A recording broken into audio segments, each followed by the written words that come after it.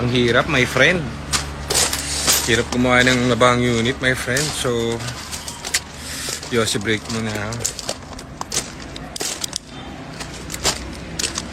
Hirap kapag nabaha yung unit kasi hirap hanapin yung problem. So, ito yung problem dun sa unit. So, ito, nabahang unit. Kakabili lang sa atin ito a month ago. Hinabutan ng baha. Kaya Sir Henny Boy.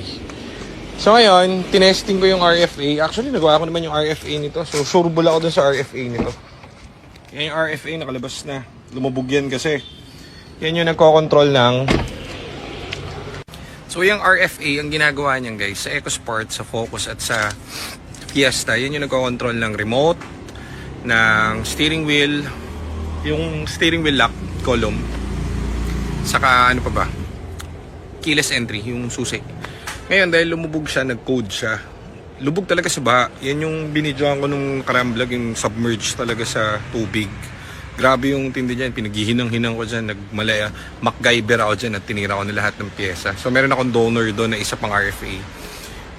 Problem kasi kapag yan, kunwari yung RFA niya, no, nakasave kasi doon yung susi, nakasave doon yung pang start ng kotse kasi push start button to eh.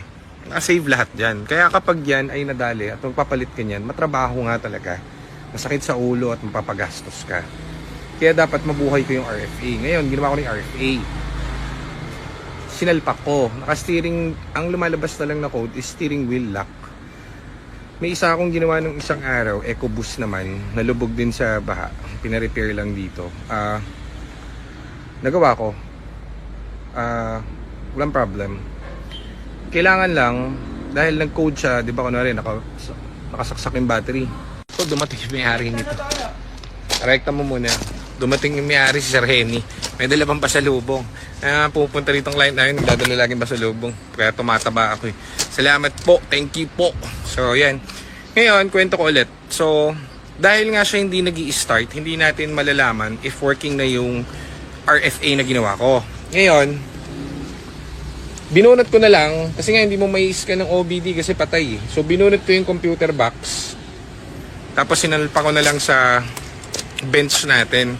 Irerekta ko na dun para makita natin at maklear ko yung code. Tapos, pag na-clear ko na yung code ng computer, hopefully, kakabit natin dyan at aandar na ang walang yung hestas na yan. Kaya, tara, tignan natin. Salubong ako. Oh, thank you. May merienda. Binigyan mo na? Sarap. Saan? May siya nagbigay ako. Saan ko na ako? Binigyan lang? So, medyo magulo yung ating setup kasi dami ginagawa. Kaya dyan na kayo. Ito na yung ECU nung kay Sir Henny. So, nahanapan ko ng pin out. Ayokong guluhin si Sir Chris at busy yun eh. So, ay kinahanapan ko sa pin out. Ano na? Ito ngayon yung ECU niya. Pako dito. Para maskan ko kasi hindi maskan dun eh. Ayan. Kaya pati lalabas lahat yan dahil hindi nakakabit. Pero, titignan natin dito yung steering wheel. Throttle pedal. Module powertrain, engine off, time performance. Ayan o.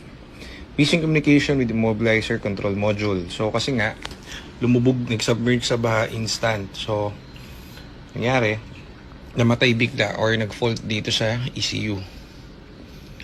Ayan o. So, ang gagawin natin, PCM, clear natin.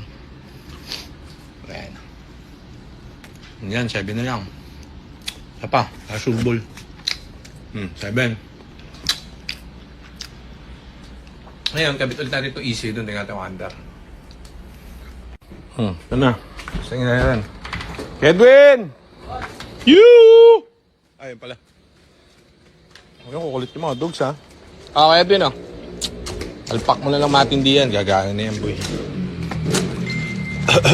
Kabit mo na ng maayos kay Edwin ha. Top throat, kabit na natin yung ECU. Hindi nakakabit masyado yan pag ganyan. Yan. Okay, dito natin Cobra da. Ang bantot. Testing natin. Steering lock pa rin. Mahirap ka talagang hayop ka.